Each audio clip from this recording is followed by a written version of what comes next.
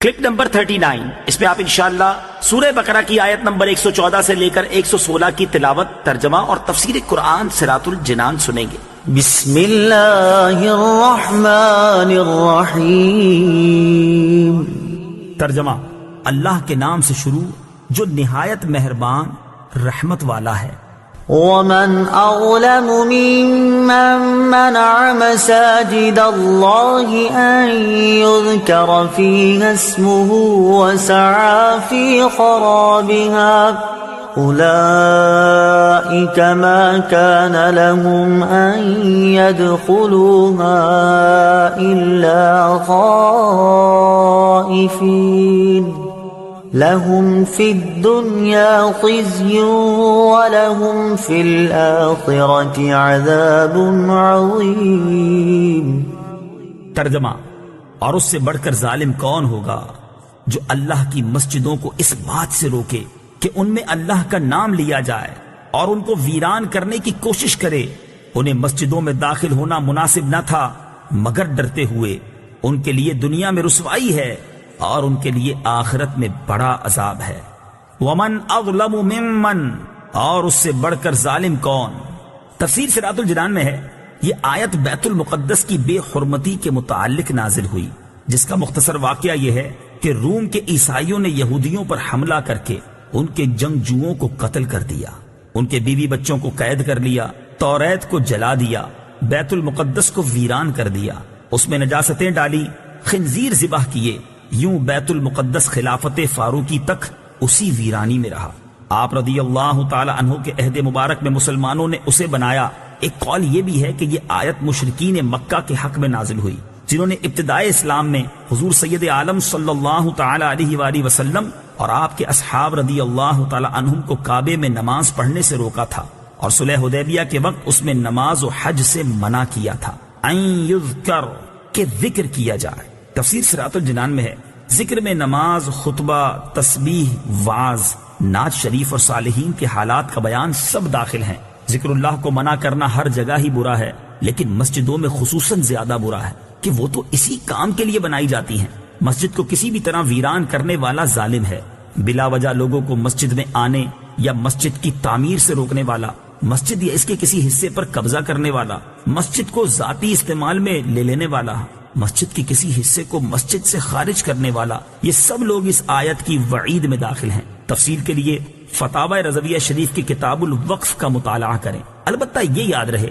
کہ جنبی یعنی جس پر غسل فرض ہو، منہ کی بدبو والے، لہسن، پیاز وغیرہ بدبودار چیزوں کی بو جس کے منہ سے آ رہی ہو، اسے روکنا اس میں داخل نہیں کہ یہ حقیقت میں مسجد سے تکلیف دہ یا نامناسب چیزوں کو دور کرنے کے حکم میں آتا ہے۔ یہ بھی یاد رہے کہ مسجد کے نزدیک دوسری مسجد اس نیت سے بنانا کہ پہلی مسجد ویران ہو جائے حرام ہے، کہ یہ بھی مسجد کی ویرانی میں کوشش کرنا ہے۔ البتہ اگر کوئی مسجد بنائے تو اس کی نیت پر ہم حکم نہیں لگا سکتے ہیں کہ اس نے بری نیت سے ہی مسجد بنائی ہے، الا خائفین، مگر ڈرتے ہوئے۔ تفسیر صراط الجنان میں ہے مسجد میں ادب و تعظیم اور خوف خدا کے ساتھ داخل ہونا چاہیے، نڈر و بے باک ہو کر اور آداب مسجد کو پامال کرتے ہوئے داخل ہونا مسلمان کا کام نہیں۔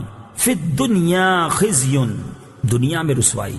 تفسیر صراط الجنان میں ہے بیت المقدس ویران کرنے والوں کو دنیا میں یہ رسوائی پہنچی کہ قتل کیے گئے، گرفتار ہوئے، جلا وطن کیے گئے، خلافت فاروقی و عثمانی میں ملک شام ان کے قبضے سے نکل گیا اور بیت المقدس سے ذلت کے ساتھ نکالے گئے۔ مسجدوں اور مسجدوں سے تعلق رکھنے والوں سے نفرت کرنے والوں کو یہ وعید اپنے پیش نظر رکھنی چاہیے۔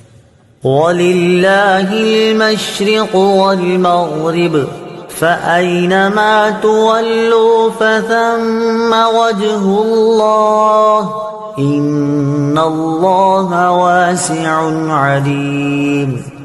ترجمہ: اور مشرق و مغرب سب اللہ ہی کا ہے، تو تم جدھر منہ کرو ادھر ہی اللہ کی رحمت تمہاری طرف متوجہ ہے، بے شک اللہ وسعت والا، علم والا ہے۔ وَلِلَّهِ، اور اللہ ہی کے لیے ہے۔ تفسیر صراط الجنان میں ہے ایک مرتبہ صحابہ کرام علیہم رضوان تاریک رات میں سفر میں تھے، قبلہ کی سمت معلوم نہ ہو سکی، ہر شخص نے جس طرف اس کا دل جمع نماز پڑھ لی۔